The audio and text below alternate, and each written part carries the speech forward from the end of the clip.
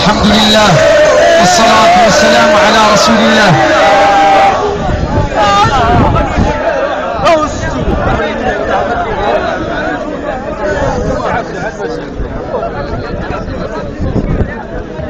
بسم الله الرحمن الرحيم. الحمد لله والصلاة والسلام على رسول الله. إخوان الحضور، من رحمة الله عز وجل بهذه الأمة أن جعلها مراتب، وحمل بعضنا مسؤولية أعلى من بعض حتى لا يقصى أحد منا.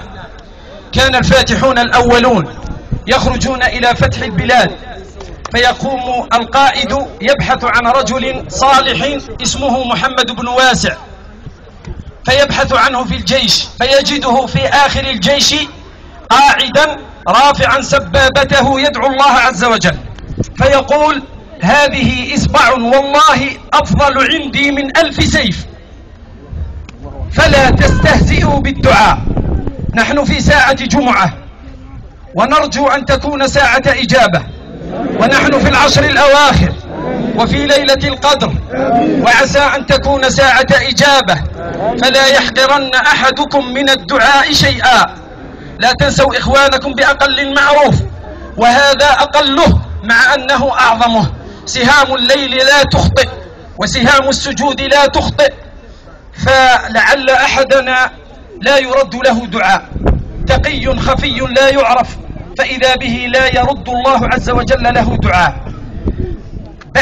بعد الدعاء وبعد الختم تقام صلاة الغائب رمزيا على الشهداء هناك، نصف هكذا صلاة غائب رمزية في تعاطف روحي رباني يجبر ما في القلوب من كسر.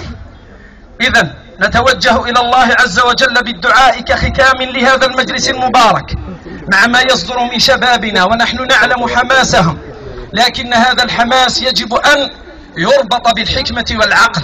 نحن لأجل قضية أكبر من كل شيء، أكبر منا جميعا، أكبر مما يقال، أكبر من كل من تكلم وسيتكلم.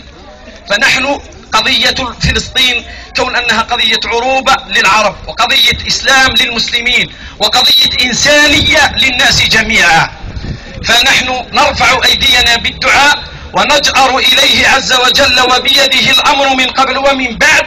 وهذا لا يعفينا من أن نمد يد المساعدة كل من منصبه. للسياسي دوره، للدبلوماسية دورها، وللتجار دورهم، ولرجال الإعلام دورهم، فلنؤمن على ما ندعو بإذن الله عز وجل مخلصين في الدعاء رافعين أيدينا، وتلك سنة النبي صلى الله عليه وسلم في مثل هذه المواقع. وأبشروا بهذا الجو الكريم، ما ألفناه في أيام رمضان طولها، فهي بشرى خير بإذن الله. إني داع فأمنوا.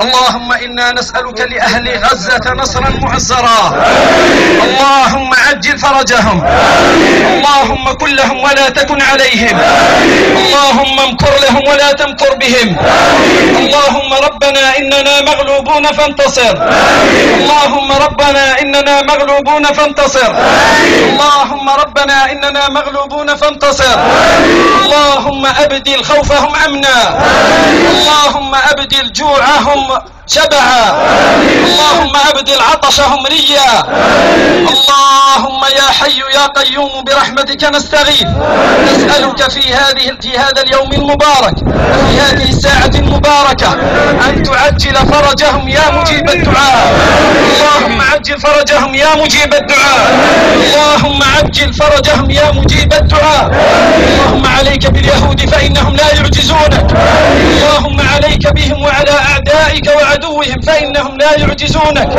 اللهم ولك الحمد أولا وآخرا، وصل اللهم وسلم على عبدك ونبيك محمد صلى الله عليه وسلم. آمين. والحمد لله رب